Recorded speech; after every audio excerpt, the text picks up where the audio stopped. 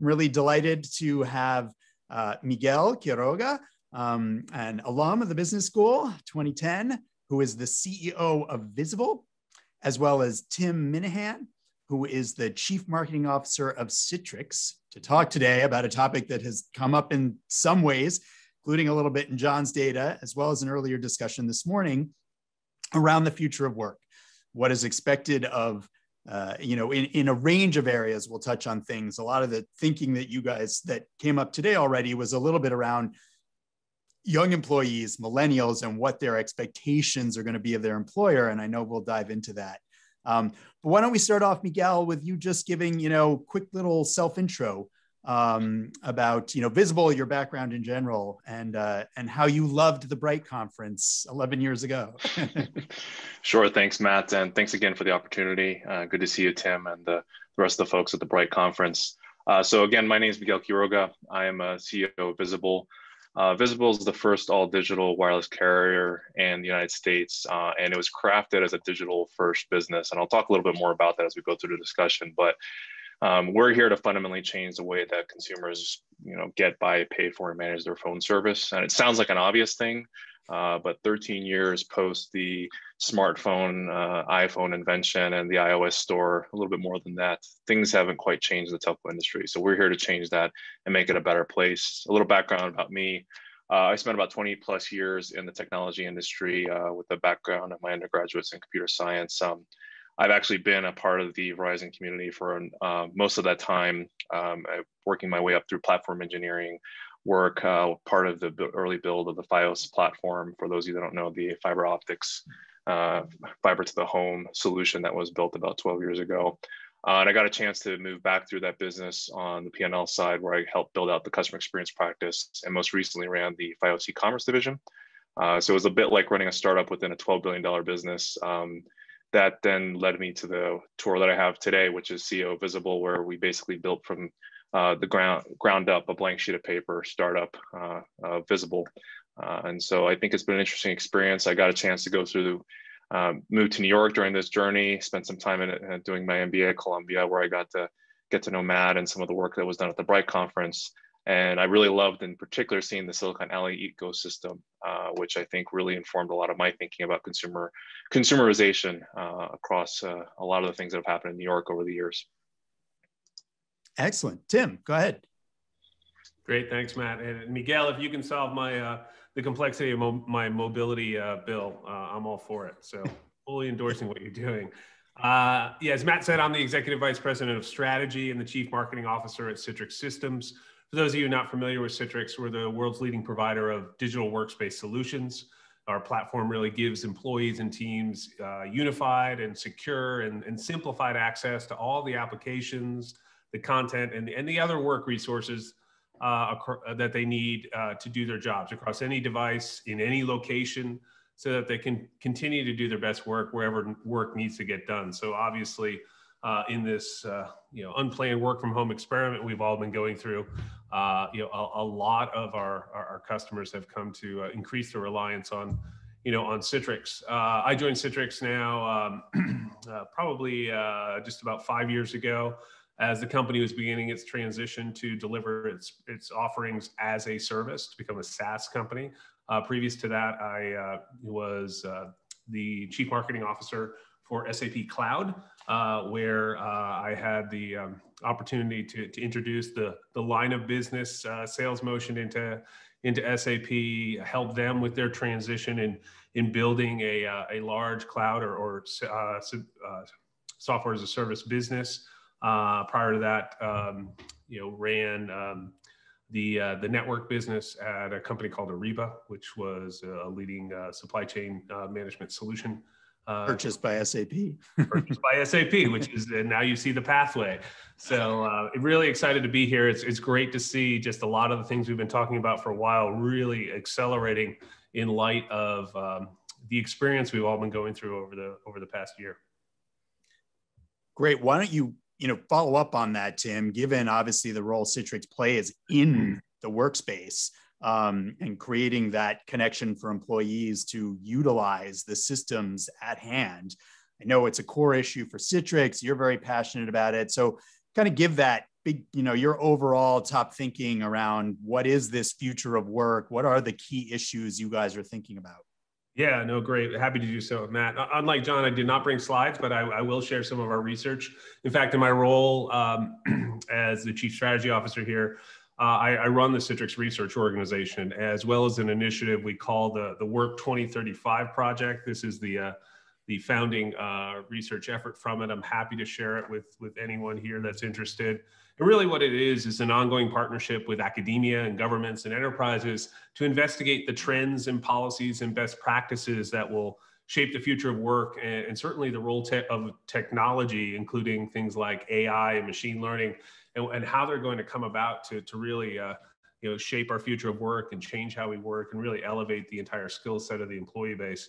When we started the project, which was pre-pandemic, the Work 2035 project, we thought, hey, 15 years out, that's a good stake in the ground to go ahead and do that. Well, I don't need to tell anyone on this call that after, the year we've all experienced, the future of work is certainly coming a heck of a lot faster than any of us expected. So a lot of the findings we anticipated through that effort is really moving much faster. So the global crisis that we've all been going through is certainly, as you just heard, accelerated not only digital transformation, but it's really shown a light on the importance of employee experience. As John was saying, CEOs are listening to their employees, right? They're spending a lot of time and understanding the importance of attracting and engaging and retaining employees. It's becoming increasingly important. And now companies are really, in ways they haven't done candidly since Henry Ford, are beginning to rethink their workforce strategies, their work models, as well as the role the office is going to play in the future of work. And so in the next 2 years, we're actually projecting a much more dramatic shift in work patterns and acceleration of the future of work than we had anticipated. And it will have implications for all of us and really every aspect of the global economy. And I'll try to boil it down in the most simplistic terms, but both, organizations and even employees are beginning to rethink, I'll categorize it in 3 core aspects of work: where we work, which is getting the bulk of the attention right now, who does the work, and then how to work to be able to perform at our best.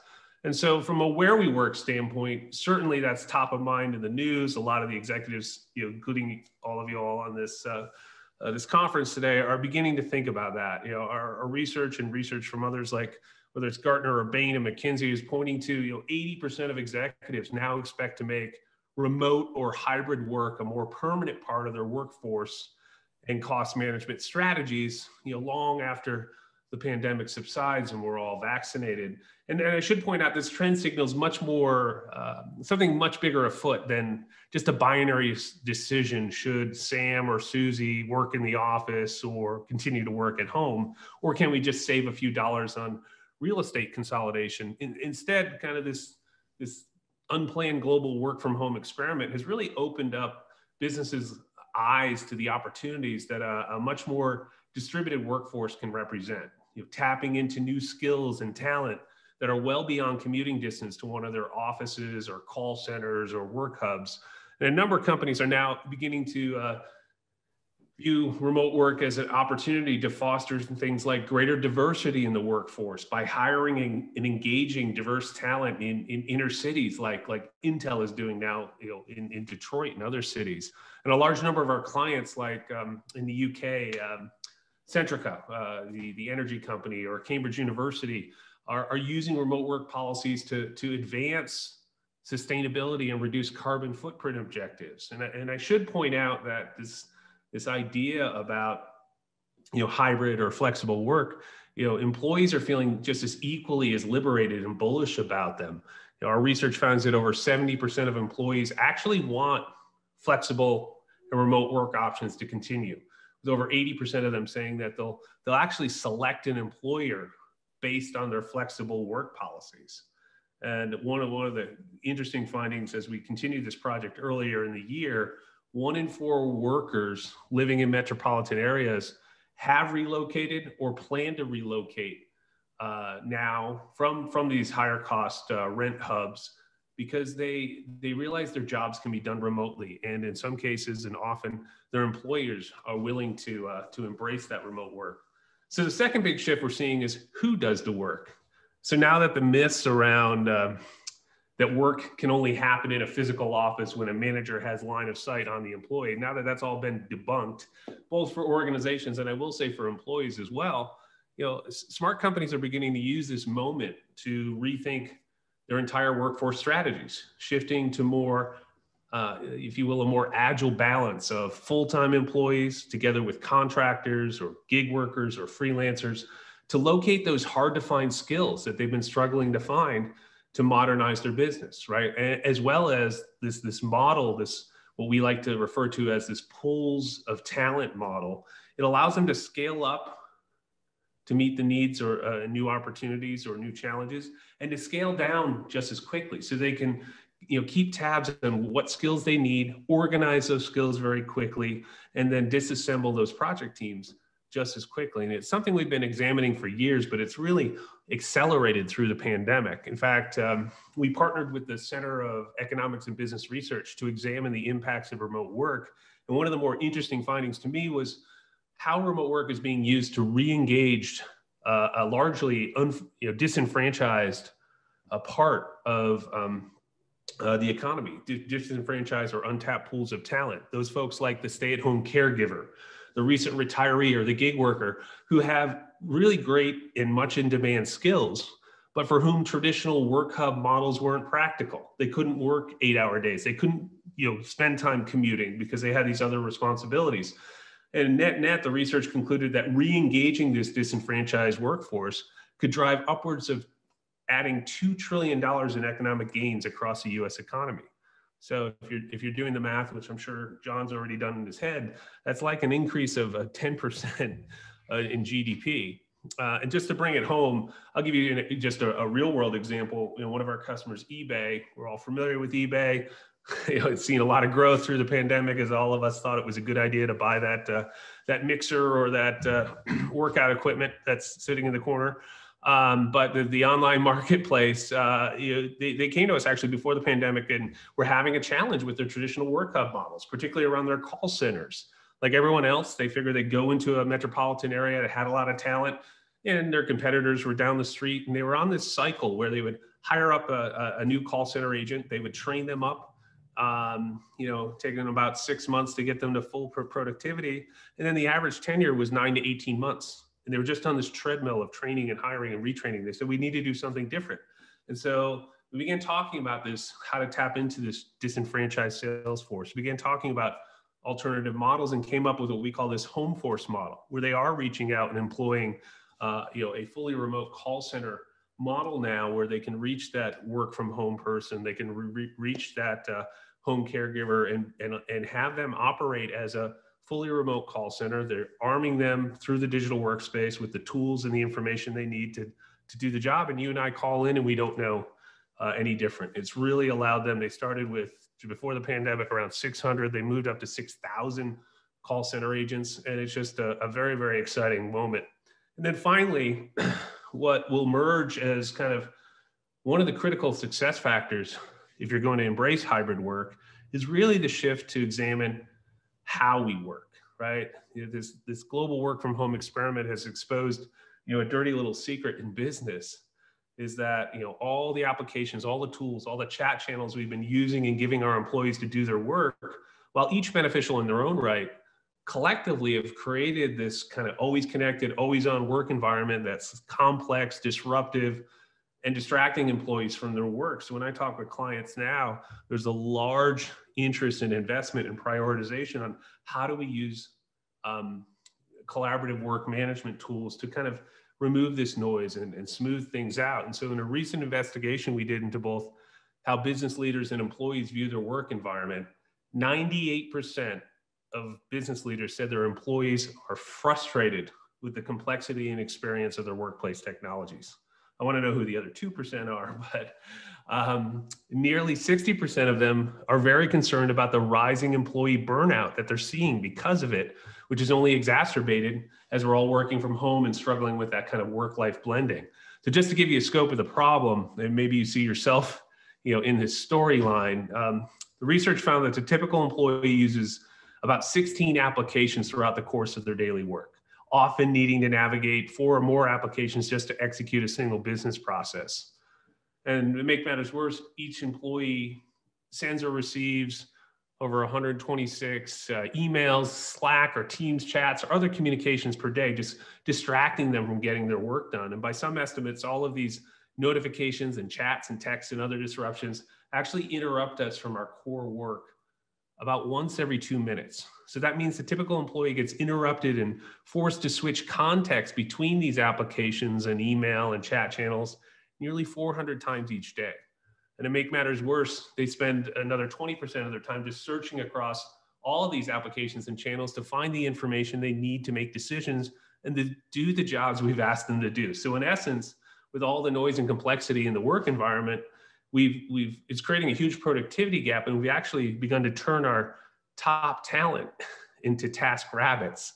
And so that's really, kind of the backdrop of, when I think about, what gets me excited and why we at Citrix are focused on and getting a rising interest from companies, all industries and geographies, is really they want to implement a core digital workspace strategy that not only gives employees access to all the work resources they need, all the apps and content, being able to do that across any device and location, so it becomes easier to deploy that and allowing employees to get work done wherever they need to, but also adding in this experience layer between an employee and all these tools to kind of mute that noise and simplify work execution and collaboration.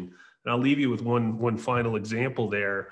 City National Bank, which has taken this kind of digital workspace approach and has used some of the low-code development tools we have within the Citrix workspace to build simplified cross-application workflows to really kind of dampen that noise, including one that dramatically simplified the loan process. So it went across 4 different applications and eliminated the need for agents to navigate multiple screens and CRM systems, and it actually pre-populated data fields and guided them to the next step of the process. Just by scope, it allowed them to actually accelerate loan approvals at a time when folks needed them most during the pandemic. They estimate they closed close to several years worth of loans in just 8 weeks, all remotely. And so I'm incredibly excited about this moment in time and how a wide range of organizations are using this moment to really transform their work models and really rethink employee experience for the future. So I know that was a lot, Matt, but hopefully it sets us up for a good discussion. Absolutely, Tim. So Miguel, right? You're part of a company built digital from the ground up, essentially. Really interesting also as part of a larger, longer life company. Talk about, how are you acting on these, thinking about already as Visible was built, and then of course in COVID and for the future, this who, where, how issues that Tim brought up. No, that's great. And Tim, I think we'll try to fix your phone bill as best we can. Ironically, I think I've actually either purchased or used or leveraged every single asset for the last 3 companies you mentioned. So I guess our paths have crossed somehow. And I really love what you said about this unplanned global work from home experiment. That really echoes a lot of the truths that, with the work we've done at Visible. My mindset on kind of having build this business has been that every day is training day and a day to learn. When the pandemic hit us, we actually did shut our offices in Denver, where our headquarters were, and went fully remote. Because we're all digital, relatively young, we figured as a business, we figured that we had a point of view on how to go virtual. We knew that our workforce was in a position to take advantage of kind of some of the tools that you mentioned in the right way. And for employee safety reasons and others, we thought, look, this made a lot of sense for us. So going remote has allowed us actually to do a lot of the things I think that Tim outlined.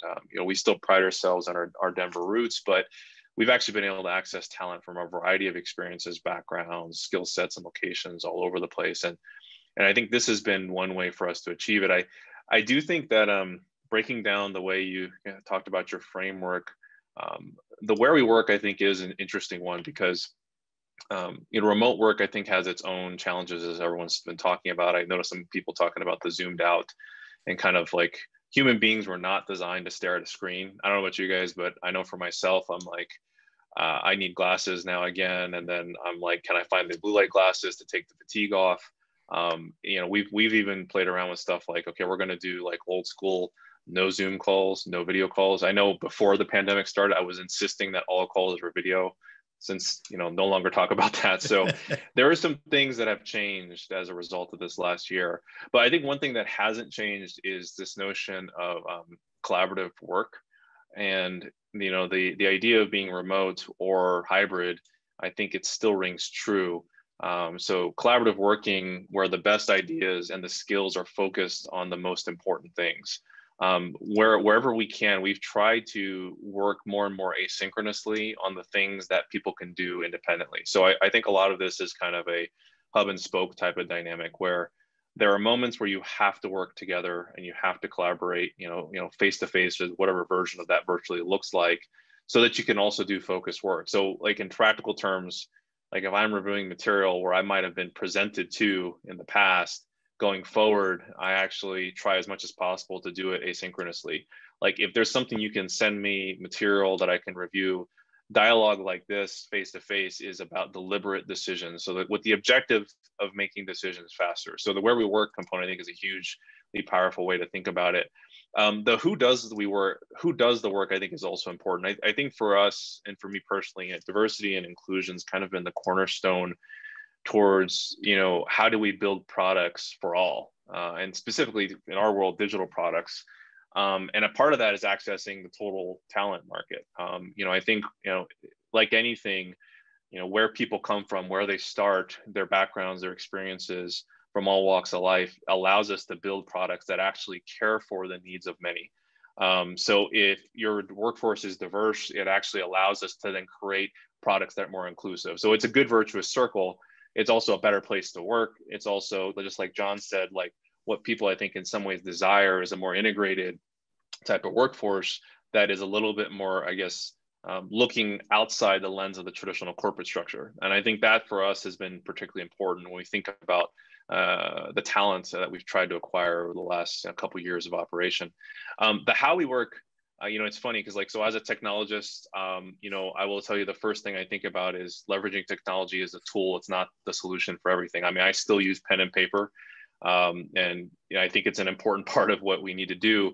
I think the one thing I would say though is that the tools themselves can either be a drain or a gain. And I think the way you described it, Tim, about like, look, the tools can be incredibly disruptive.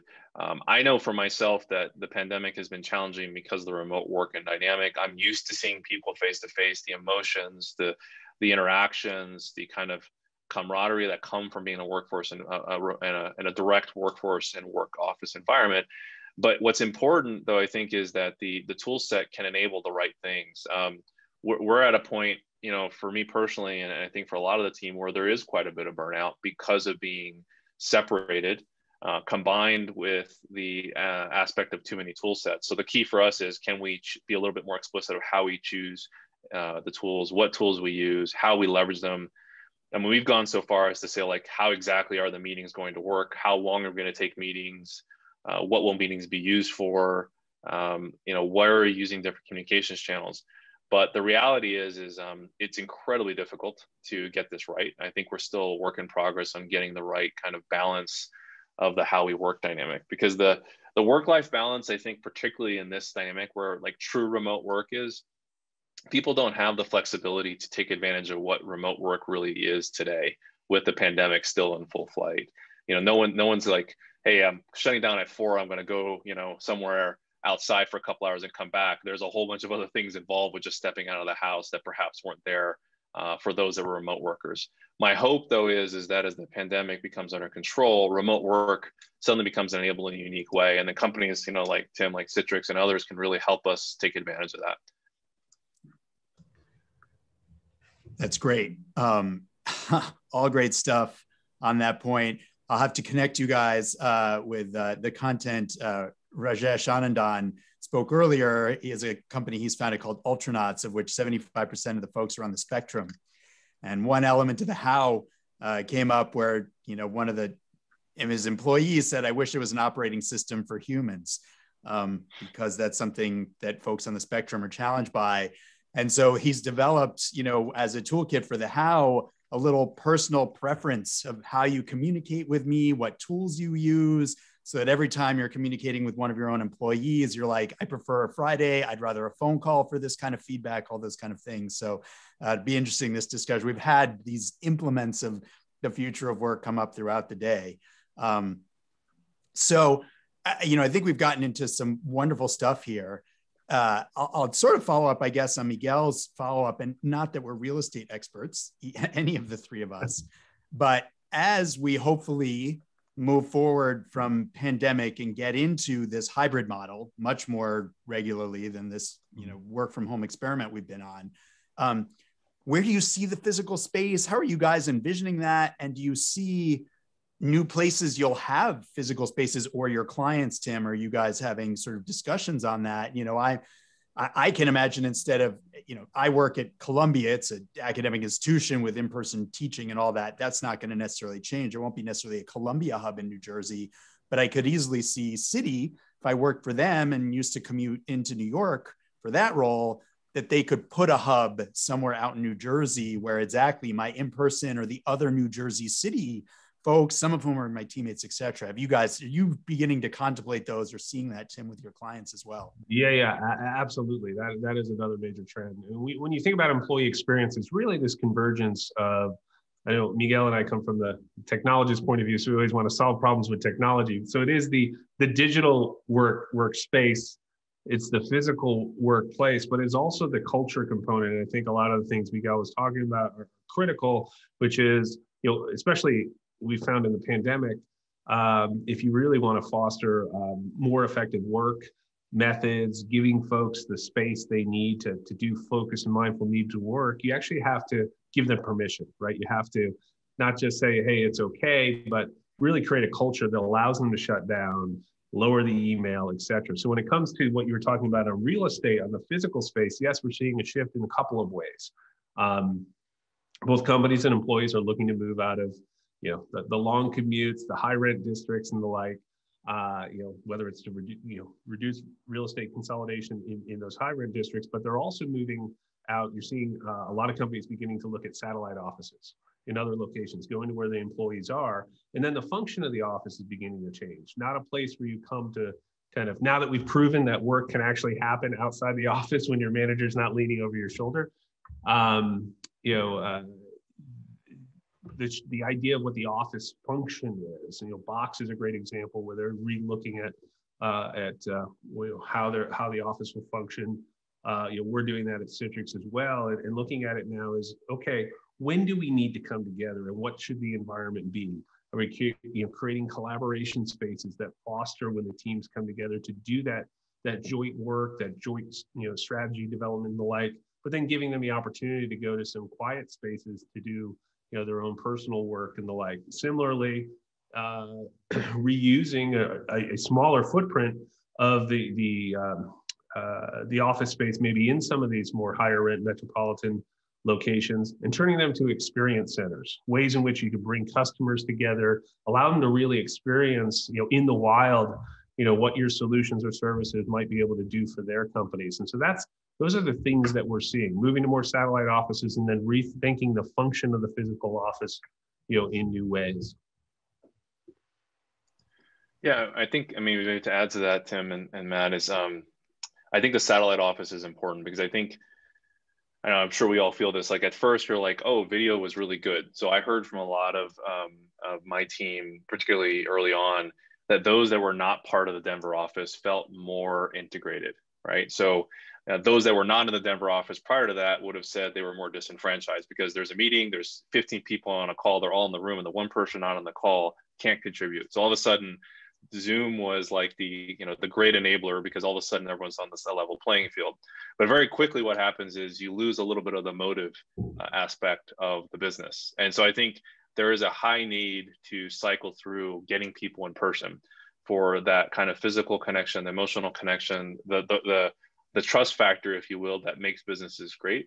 I think companies that really are going to capitalize on the type of remote dynamic which people and more employees will demand are those that can provide the type of flexibility, I think, that are necessary to capitalize on two frames of thought. One is that real, true, concentrated focus work where, you're like heads down. And for everyone that's different, I think whether it's, from my time when I was in New York, I could sit in a coffee shop and be very, very productive. And I know for some people that would be just the most distracting place to be versus others who need to be truly alone, but they need to work collaboratively at different periods throughout the day or the week. So where we can set that up, and even for Visible, we're going to try different dynamics. We're currently piloting a new Work Forward program to see how that best works. The other thing is, can we schedule, the type of meetings that are really productive? And it sounds so simple, and I think we're still working on that, but like, could we do really productive meetings in a sharper, tighter cadence? And so I think running a tight meeting is so crucial now.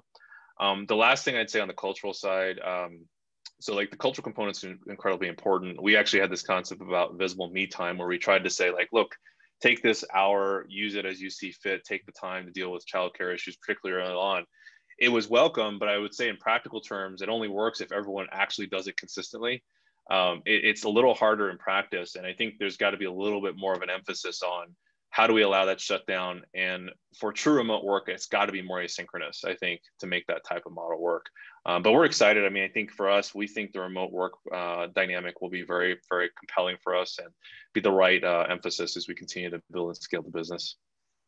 Yeah, one tactical thing to add to that, just because it came up this morning, I think Miguel hit the nail on the head. Like we're going to need to figure out a world where we're going to operate in a hybrid world of work, where it'll be regular occurrence where not everyone will be sitting around the table. Someone will be dialing in remote. And so one of the more tactical but practical things is we just had a conversation this morning. We have our briefing centers, our executive briefing centers, where we bring customers in, and we recognize that we're still going to have some folks that are going to be remote. So we had to install cameras now that we're in the process of doing this that actually face the speaker, because the room is normally set up for everyone to be in the room. Things like this that are changing the physical work place so that it can be more adaptable and amenable to this distributed hybrid work model we're all going to be in for the foreseeable future. Yeah, it's actually an interesting area where academia is often a little further behind, but trying to execute and manage, still maintaining some physical environment, right? At Columbia Business School, over the course of the last, this academic year, and beginning really, even last spring, the school implemented huge video screens into the classroom itself so that rather than there being a different experience for the limited number of students that would be in a class and a separate somehow video experience that other people would do, the faculty member could teach to both simultaneously. Yeah. People in the physical room and those who were remote, and do this sort of high flex situation. So it was kind of amazing to watch in one area, at least, where, Columbia Business School was as fast as anything that was happening in the business world in terms of implementing the kind of new technical systems. Another kind of question, as I begin to look at some of the ones coming in too, is, around what Miguel mentioned earlier and just came up in John's talk. You may have been listening into some of that, right? These new employee expectations, diversity, equity, inclusion, that sort of future of work where sort of there's that culture change that's going on. We're all committed to it. We're trying to do it. Maybe you guys can talk through, where you found some of the best practices. We all know it's beginning to happen. What is working in trying to really drive that full package of diversity, equity, inclusion for you? Miguel, I'm happy if you want to start. Sure. Okay. Sure. I'll tackle that first. Yeah. I mean, look, I think this has been a year where a tremendous amount of orientation and focus on this topic, I think, kind of got thrust into the spotlight for a whole variety of reasons. The social inequity, the racial injustice, all of the things that, came front and center to all of us. But I think that were ultimately, pre-existing throughout society that, sometimes it takes a terrible moment to really bring it to the forefront. I think the primary thing, and it was interesting to hear John talk about kind of what's the role of business, because I often think about that as well. What is our role? First, me as a leader, as an individual, and then me as a leader representing a larger business and brand and a team that we've been building.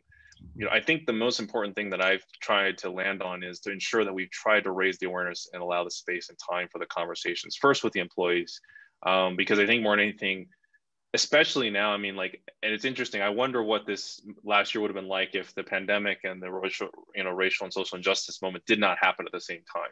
I think in many ways it actually exacerbated what people were feeling, which is my personal and my work life are smashed together like never before. And in many ways, what people experience, people of color who experience these type of moments, it's smashed together too. But for a lot of people, myself included, I think in many ways, particularly, you draw a box around your work life and your personal life. And I don't think that's where the world is going. And I think the trends that John talked about say that, like you're one person and you're at work and you're at home, but you're kind of much more integrated. So sure, like, we've done a lot of the more classic things. We've given away over $1 million in funds to organizations that are kind of leading the charge for social equality and racial justice, stuff like Freedom Forum, nonprofits like Reform Alliance and the National Black Justice Coalition. We recently gave away $50K donation to Gold House, which is a nonprofit collective of Asian American and Pacific Islander founders. They're helping kind of continue the work and of bringing a voice to social equality. But I think there is an element of speaking out, and then there is an element to ensure that the stories and voices are heard. I think that, in many ways, we're situated a little bit better because we've been able to do some of those types of programs, but there's a lot more to do. I just think that it's been a bit of a reckoning. And I think even being part of a business like Verizon, who was also similarly doing some great things as well, it's interesting to see like, okay, this is just the beginning. And we have to create the environment where people walk the walk and talk the talk. It's got to be very consistent. And I think there's just so much more opportunity ahead of us. Yeah, I would agree with Miguel. I think the convergence of the pandemic and the social issues has really brought this to the fore. And what's exciting to me is that, if you think about ESG traditionally, in many companies, it was something that happened on the side rather than being a core part of how you built your business strategy, how you organize your workforce strategies and the like. And I know at Citrix we spent a lot of time this past year. We too have dedicated over $14 million to not just social injustice and awareness causes, but also food instability and the like. Really trying to have a proactive not just voice but support in those. We've also changed policies. We've changed our hiring policies to be more inclusive, and we've had ongoing efforts around, we call it daring dialogue. In fact, they continue to go on, in which we do bring not only our own people to share their stories and experiences, and I agree with Miguel, to raise the awareness and education across the employee base. We also bring folks from the outside to try to help us not just come to a common vision and agreement and empathy, but importantly, implement it, not just at the corporate level, but at the local level and at the personal level, really how to give back to your community and trying to create opportunities for that. And so, I do think it's a moment in time that because, as Miguel said, they all converge at the same time. It's really fundamentally changing the fiber of how many companies, and including our own, are thinking about these issues and building policies and future plans to help create greater equality and opportunity as we move forward. Great. And yes, lots of work still to be done. I think there's a great challenge also in setting and how that expectation is set, right? It's one of the big things is, the fire gets lit and then it's hard to understand why aren't we there yet? So best wishes to both of you within your organizations on managing all of that. I guess another area key that really hadn't got you, Tim, you hinted at it in a way that wasn't intentional, I think, to this point, but you're both right. You have that technology background, right? One of the big issues around the future of work is automation. Tim, you brought it up in like efficiency, streamlined employee experience to be able to give more loans and have this like great benefit. We know that automation is going to have a push and pull, right? It is going to remove certain elements of jobs, et cetera, that, that don't require a person to do it anymore. how are you guys thinking about using, machine learning, other, advanced algorithms and digital tools to sort of advance the workplace? And how are you managing at the same time to think about how do we balance a workforce and not, what's the future for society if suddenly we realize, oh gosh, we could sort of efficiently remove a lot of jobs, okay, but do we need to remove them, or is there value we can get out of rethinking what we do with what our workforce can do? Well, certainly, organizations like the Columbia Business School are looking into that that Terminator view of how much does AI replace humans and so on. The way we see it, our customers are seeing it, and even just the report that I mentioned earlier is that AI and ML are already beginning to augment workers. So yes, some jobs will go away, but others will be created. Data scientists, et cetera, folks who actually need to program and build and build the routines for these bots, if you will. But when you think about the augmented worker, as we think to the future, it's not just number one, it can eliminate a lot of the redundant menial tasks that tie up the most of our day. But secondly, provide information and insight and decision points throughout the day to help every employee elevate their skill set. I used that example before of City National Bank. And that's such a great example because they are using machine learning driven workflows to really have every loan agent perform like their best loan agent, because they're guiding that employee to the next step, not eliminating roles. They're actually increasing the performance and the customer service and satisfaction that they can get through the loan process through the use of machine learning and technologies. And I think we'll see more and more of that. Financial services tends to be, at least in our customer base, one that's out in front as it applies to that. But I think you'll see it across really every industry.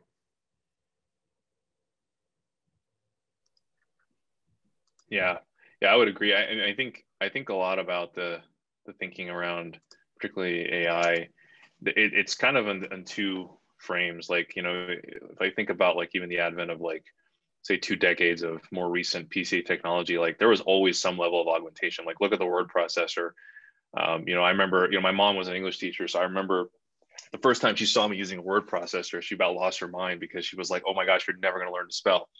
But you know what? I did learn to spell. And, truth be told, I still use it, but then it becomes like, okay, now it's not just spelling. Now it's like phrases. Now it's whole sentences, right? Now it's whole like, ways of speaking.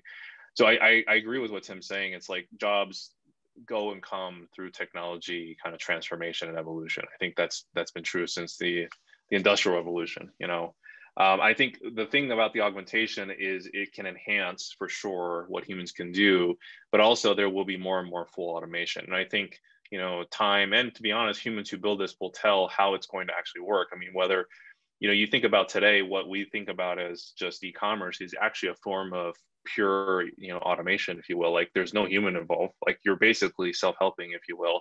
And eventually things like full conversational UI become full text driven. And like, I remember a time 2 decades ago when I was testing, natural language portals and voice response systems, like nobody wanted to use that stuff and nobody still wants to use that stuff because it's just not quite there. But over time, I think it will get there. And I think it's just people's comfort, and each generation that goes by becomes more and more comfortable with technology in a different format. What is simple for me, is certainly harder for my parents' generation. What is hard for me will become more simple for my kids' generation. So I think that's just something that I think is interesting to see this. It's kind of like just this classic innovation and technology curve that we're seeing, and it's about consumerization and consumer adoption. So yeah, AI is going to be part of it, but it's just one more curve in the journey, I think.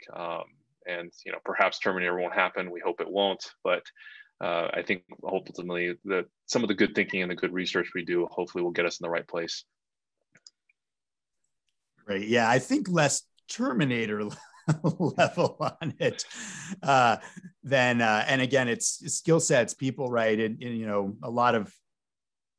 a lot of the office work environment may still go on and be the enhancement. I think one of the concerns people have is a lot of this sort of the lower level positions. how are we going to go in? How do people even get started, right? If they with that, that's where I see a lot of the tension. And I spoke with one of our alums who's the CEO of a large Indian IT firm, and he was talking about there was a project I bid out for that would have taken a year with about 200 staff hired on to do a data analysis of, it was like an acquisition, and it was just literally corresponding documents being the same ones that they were supposed to be. And he hired a couple of PhDs, and over the course of 3 months, he built an AI system that was able to get it done much faster with about a total of 20 staff. So it will be interesting to see, how that lockstep for society, not necessarily for your exact firms and what you're trying to do, but I think there are some big societal issues to come up with that.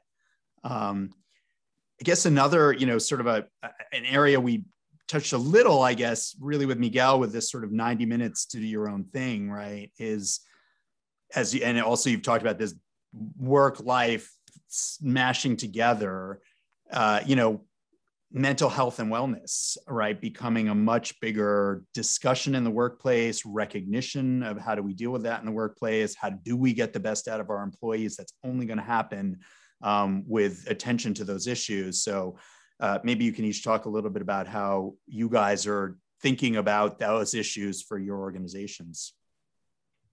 Sure. Yeah, maybe the thinking about the emphasis on wellness and mental health. It's part of performing together as a team. It's very much a team sport. And I think, a decade ago, I don't know that we'd be having this conversation. But fast forward to now, I'm really pleased to see that this is front and center, because it's a real part of just human existence.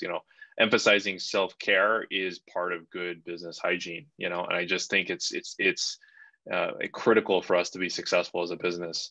It's the obvious adage of happier employees build happier products, and therefore a happier consumer offering. So I think that's super important. That being said, though, I can tell you that in a fast growing business, the pressures of time and speed are very real too. So I can see people working incredibly hard, and can we find ways to alleviate the pressure? Sometimes it's workload, particularly as we're scaling.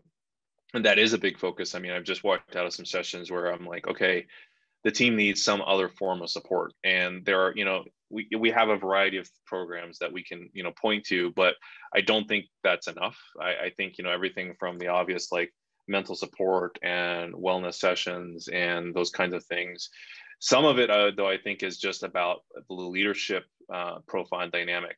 Can we actually show up? Can we have that open door policy? For example, I have office hours every week. Can we actually have real human conversations, and then have the space and psychological safety actually talk about, this is actually a problem for me. What do I do? How can we help? And how can we work together to get to a better outcome? So some of it's just management 101, I think, about this, but acknowledging that the wellness and health of our workforce is a critical part of our business success, I think, is the starting point.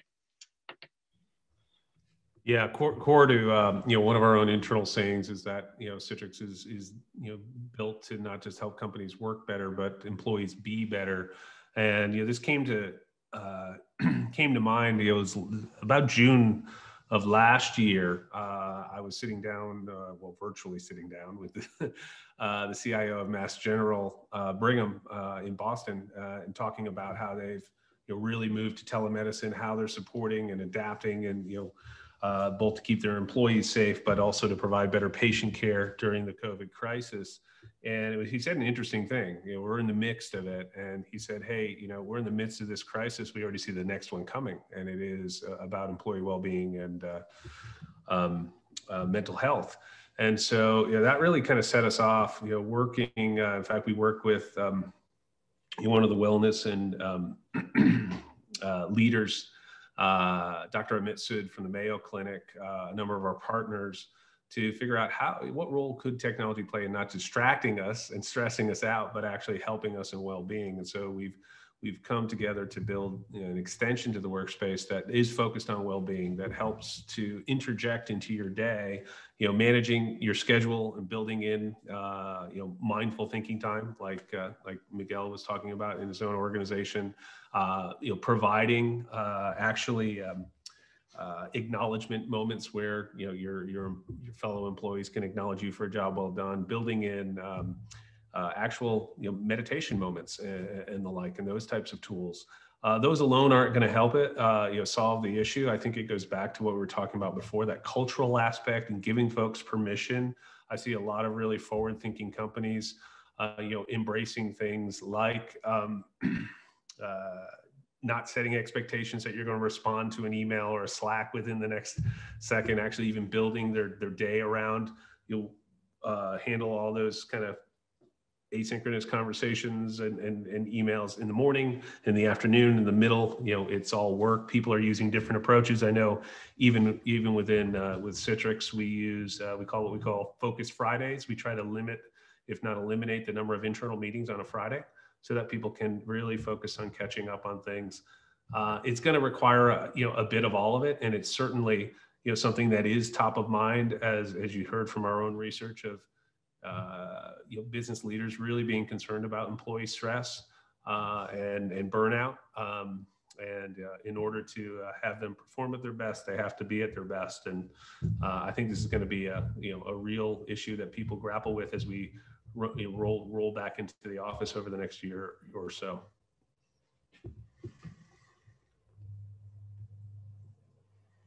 Excellent. Well, thank you both. It was great to host you on this. We're going to move into our last session of the day. So once again, virtual round of applause for everyone. You guys should feel free to turn on your mics and say goodbye to the BRITE audience. Great. Thank you very much. It's a great dialogue. Miguel, a pleasure. Likewise, Tim. Thank you, Matt, and the whole conference. Appreciate the time.